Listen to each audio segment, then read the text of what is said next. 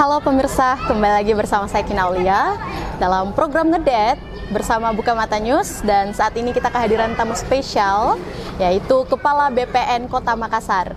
Sudah bersama dengan saya Bapak Yan Septedias STSH, akrab disapa Pak Dias. Betul. Selamat pagi Pak. Selamat pagi. Di pagi yang cerah ini gimana kabarnya Pak? Alhamdulillah baik-baik saja.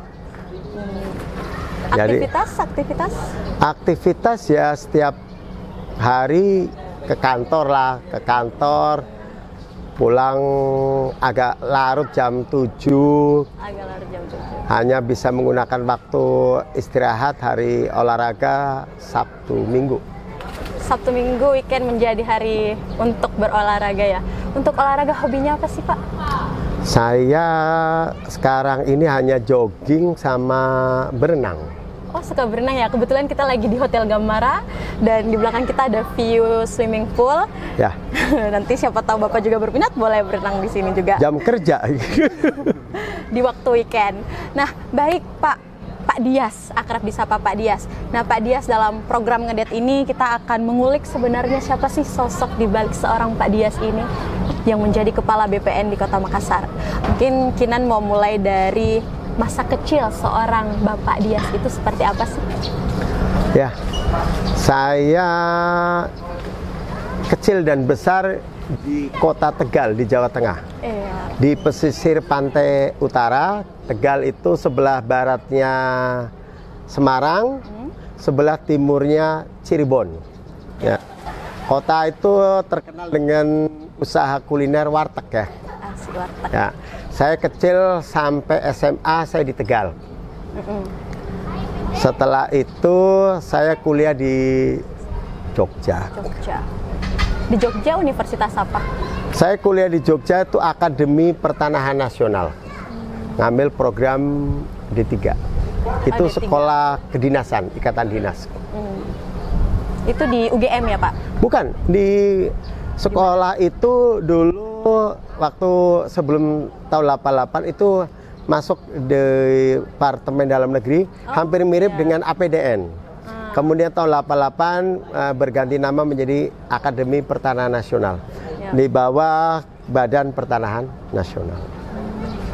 Oke. Nah, dari SD sampai dengan SMA Bapak ini di Tegal. Tegal. Nah, masa kuliah ataupun masa remajanya Bapak habiskan lebih banyak di kota mana sih? Jadi saya kota kedua saya adalah kota Jogja. Iya. Saya kuliah di Jogja dari tahun 87. Ya, sebenarnya saya kuliah dulu di UII tahun 87. Iya. Tapi hanya sampai semester 3. Loh, kenapa Pak? Ya karena pindah ke Akademi Pertanahan Nasional. Oh iya. Karena di UII kami harus sekolah kan bayar swasta. Kalau di Akademi Pertanahan Ikatan Dinas. Jadi lulus 92, terus saya pulang ke Tegal, bertugas di kantor pertanahan Kabupaten Tegal. Setelah itu saya ditarik ke Jakarta, di Jakarta? BPN Pusat. Waktu itu saya ditugaskan sebagai ajudan menteri. Wow. Dari tahun 93 sampai 96 awal. Setelah itu menjadi ajudan pribadi? Enggak, menikah dulu. Oh, menikah dulu. Ya. Saya menikah dengan orang Jakarta. Makassar. Oh. Bertemunya di mana tuh, Pak? Teman kuliah di Jogja. Oh iya. Setelah itu saya bawa istri ke Semarang, terus saya tugas belajar di Jogja. Berarti Bapak Dias ini memang lebih banyak menghabiskan waktu di kota Tegal, Jogja, ke Jakarta, lalu bertemu sang istri kembali ke Makassar ya? Saya baru ke Makassar 1 tahun yang lalu. Berarti baru di Makassar? Baru. Baik, asik sekali nih kita ulik juga tentang Makassar. Nah, berproses dari masa kecil ke masa remaja, sepertinya memang sepak terjangnya Bapak Dias ini sudah di dunia pertanahan ya Pak ya. Bahkan menjadi ajudan menteri, sempat menjadi ajudan menteri, itu seperti bagaimana rasanya Pak? Ya, kalau jadi ajudan menteri itu kan bukan jabatan struktural ya. Saya hanya ditunjuk, tapi Kalau dosen saya nyatakan, karena saya dulu aktivis resimen mahasiswa. Oh, aktivis di mahasiswa juga. Ya, saya dulu komandan resimen mahasiswa di Jogja, di Akademi Pertahanan Nasional. Nama resimennya Resimen Mahasiswa Mahakarta Yogyakarta. Saya komandan Batalion 11 Akademi Pertahanan Nasional. Jadi saya dulu aktivis. Okay. Sehingga waktu lulus saya ke Tegal, tahu-tahu ada surat perintah, saya berangkat ke Jakarta. Tahu. Jadi prosesnya cukup panjang dan cukup banyak hal yang dilewati untuk sampai di posisi yang sekarang ini ya Pak. Ya. Dan betul sekali, untuk sampai di posisi ini pastinya banyak perjuangan-perjuangan dari seorang Pak Dias juga. Nah, kenapa sih Bapak Dias ini tertarik dalam hal pertanahan sebenarnya? Dari masa sekolah sampai jenjang pendidikan sampai di dunia profesi dan pekerjaan. Alhamdulillah saya punya bapak, waktu itu bapak masih bertugas di pertanahan. Ya. Oh, ya. Tapi sebetulnya saya bercita-cita waktu saya ditanya SMA itu pengen jadi tentara. Jauh ya Pak ya. Pengen jadi tentara. Tapi garis lain, akhirnya saya mengikuti seleksi Akademi Pertahanan Nasional. Ya saya terima, dan tahun kedua saya sudah diangkat menjadi PNS. Alhamdulillah. Jadi sekolah langsung diangkat PNS. Sehingga kalau ditanya kenapa Pak Dias jadi orang pertanahan, ya karena sekolah saya ikatan dinas. Ya. Setelah saya lulus dari Akademi 92, perjalanan karir saya jadi staf, kemudian tugas belajar, saya lama di bidang survei pengukuran. Wow. Ya, jadi saya sudah terbiasa di lapangan, ngukur dari pagi sampai sore dengan medan ya yang berbagai macam. Kalau di daerah Tegal dulu, tapi waktu di Tegal saya belum jadi petugas ukur, masih pembantu ukur. Saya lokasi medannya itu ya lokasi pinggir pantai lah ya, tambak, banyak rawa-rawa, banyak daerah payung. Kalau ngukur sudah sore digigit nyamuk dan sebagainya. Kemudian lepas dari UGM saya jadi petugas ukur di Kanwil, melaksanakan survei pengukuran untuk HGU. Ya paling cepat 1 minggu lah, 1 minggu pulang. Lokasinya di kebun, di daerah pegunungan. Jadi banyak sukanya kalau saya katakan. Lebih banyak suka daripada suka. Kalau saya hobi traveling, dan alhamdulillah zaman saya kuliah, karena saya di resimen mahasiswa, saya banyak menggeluti kegiatan-kegiatan kemahasiswaan outdoor ya. Oh. Seperti ya naik gunung. Mapala gitu ya Pak ya? Enggak, saya aktifnya di resimen mahasiswa. Oh. Cuma karena resimen mahasiswa kan punya kegiatan seperti SAR ya. Oh ya, apa tuh Pak? Ya, SAR, Search and Rescue. Oh iya. Jadi kita latihan di bukit, di lembah, terus ke goa, di sungai, di laut.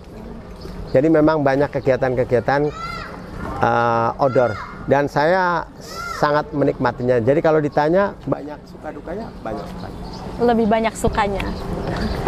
Seru sekali ya proses perjalanan masa kuliah, remaja, dan sampai proses Pak Dias ini berproses untuk mencapai karir yang gemilang ya, saya katakan sampai saat ini tuh ada perjuangan-perjuangan yang sangat mengesankan. Nah, untuk Pak Dias sendiri ada nggak sih pengalaman yang paling berkesan atau peristiwa yang paling penting yang sangat sulit untuk dilupakan sampai saat ini? Kalau yang tidak bisa dilupakan adalah doa ibu. Kenapa? Saya lulus SMA, terus bapak saya sakit. Jadi hampir 1 tahun saya memutuskan tidak kuliah, karena saya pengen ikut seleksi masuk Akabri. Bapak saya sakit. Kemudian saya kuliah di UII. ada pendaftaran akademi, waktu itu masih akademi agraria. Ya. Saya sampaikan ke ibu saya, Bu, testing ini sama dengan akabri, Bu, berat. Dan yang memberi support ke saya adalah ibu. Kamu jalani. Ya. Waktu itu bapak sudah meninggal. Masih sementara di akabri? Enggak, waktu saya belum kuliah, sebelum masuk UI, ya, saya waktu testing akabri udah gagal 2 kali kan, sudah gagal 2 kali, saya kuliah UI. Habis kuliah UI itu saya ada pendaftaran akademi agraria. Saya sudah sedikit hopeless. Ya, karena itu sekolah hanya satu-satunya di Indonesia, kan.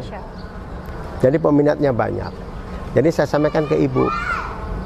Tapi ibu saya memberi support dan itu teramat berkesan buat saya. Alhamdulillah dengan support ibu yang begitu tulus ya. Akhirnya saya bisa sampai pada titik ini. Lulus. Ya, saya menjadi kepala kantor. Ibu saya tidak sempat melihat karena ibu saya wafat tahun 2016. Saya jadi kepala kantor 2018. Tapi itulah takdir. Saya bersyukur sekali bahwa saya dididik oleh almarhum bapak saya dan ibu saya dalam suasana yang bahagia, yang diedukasi oleh bapak dan ibu dengan menanamkan rasa syukur.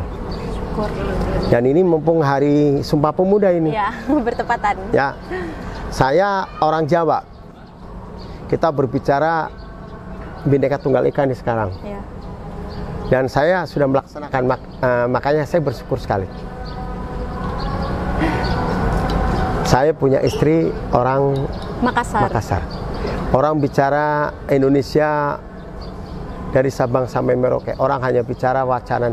Saya sudah mengaplikasikannya, diimplementasikan langsung dalam kehidupan ya Pak ya. Diimplementasi dalam kehidupan nyata. Ya. Saya punya istri orang Bugis, ya, yang mertua saya tinggal di Makassar. Anak saya dari kecil sampai sekarang pun masih saya panggil Aco. Aco itu panggilan khusus di Bugis. Iya. Ya. Pak Dias, proses mendidik seorang orang tua memang doa ibu adalah salah satu proses yang paling mulia, yang paling mujarab adalah perpanjangan Tuhan dari doa ibu sampai pada titik ini, proses Pak Dias itu. Dan sangat inspiratif sekali dalam kehidupan seorang Bapak Dias. Nah, sekarang kita berbicara mungkin mengenai pekerjaan dan karir.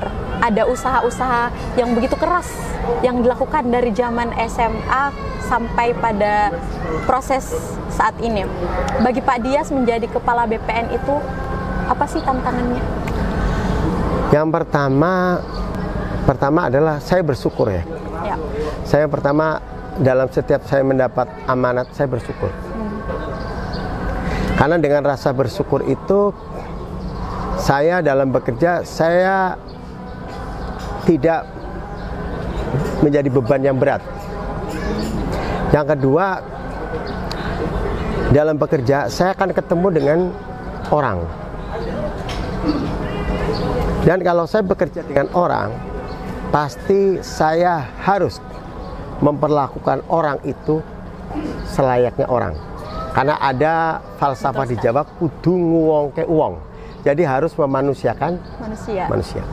Wow. Yang ketiga, dengan amanat saya selaku pimpinan ya, saya menganut teori kepemimpinan itu yang ori Indonesia, yaitu teori kepemimpinan daripada Ki Hajar Dewantara. Ya. Satu, Ing Ngarso Sung Tulodo. Dua, Ing Madjo Mangunkarso. Ketiga, Tuturi Handayani. Itu artinya pemimpin itu berada di depan untuk memberikan contoh kepada stafnya. Jadi pemimpin itu harus dituntut ya berbuat baik karena harus jadi contoh. Yang kedua, Ing Ngarso Sung Tulodo. pemimpin harus memberi semangat kepada stafnya untuk bersama-sama mencapai tujuan yang sudah digariskan oleh institusi. Dan memberi semangat itu tidak bisa dilaksanakan sekali-sekali. Ya. Harus kontinu. Sama dengan memberi contoh, itu harus kontinu. Yang ketiga, tuturi handayani. Orang katakan tuturi handayani kayak topinya SD. Topi SD, iya. Lambang. Ya. Itu pemimpin itu harus memberi kesempatan kepada staf atau bawahannya untuk tampil. Ya. Karena seorang pemimpin yang baik adalah pemimpin yang bisa menyiapkan kader di masa yang akan datang. Kita tidak boleh menganggap staf kita itu kompetitor. Betul. Ya. Kita harus menganggap staf kita adalah orang yang kita bimbing. Dengan teori kepemimpinan itu, alhamdulillah saya nyaman. Terus yang keempat, dengan ditugaskan di Kota Makassar ini, alhamdulillah saya dari pribadi, ya karena istri saya di Semarang ya, saya di sini dengan mertua, saya bisa berbakti kepada orang tua. Karena bapak ibu saya sudah almarhum, bapak mertua sudah almarhum. Sekarang yang ada adalah tinggal ibu mertua. Jadi alhamdulillah saya diberi kesempatan untuk berbakti kepada ibu. Ya, orang katakan, Pak Dias kan ibu mertua. Bagi saya sama saja ibu kandung ataupun ibu mertua. Wow. Pak Dias, dari kisah Pak Dias ini, dari kisah kehidupan sampai dengan jenjang karirnya, sepak terjangnya, sangat menginspirasi banyak orang pastinya. Dan menjadi kepala BPN, berpindah dari satu kota ke kota selanjutnya, dan sekarang harus bekerja di Kota Makassar, bahkan menjadi kepala BPN di Kota Makassar diamanahkan. Ada kata-kata yang saya highlight, yaitu bersyukur itu membuat beban menjadi tidak berat.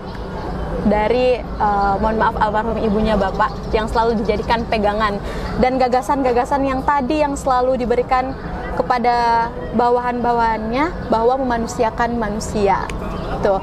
Nah, sahabat ngedet semuanya, sebelum kita menutup ngedet kita pada hari ini, satu pesan dong Pak untuk teman-teman atau untuk semua orang ya, yang bisa Bapak sampaikan. Saya punya tulisan di dalam skripsi saya ya. Lakukan sesuatu biarpun kecil. Ya. Karena sesuatu yang besar itu dimulai dari yang kecil. Wow. Itu saja. Terima kasih.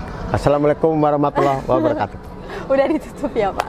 Terima kasih banyak Pak Dias. Semoga perjalanan karir, kehidupan selalu bahagia. Amin. Dan semoga kita juga bisa menjadi orang-orang yang selalu bersyukur dan menjadikan setiap pekerjaan itu bukan menjadi beban, seperti yang dikatakan oleh sosok Pak Dias.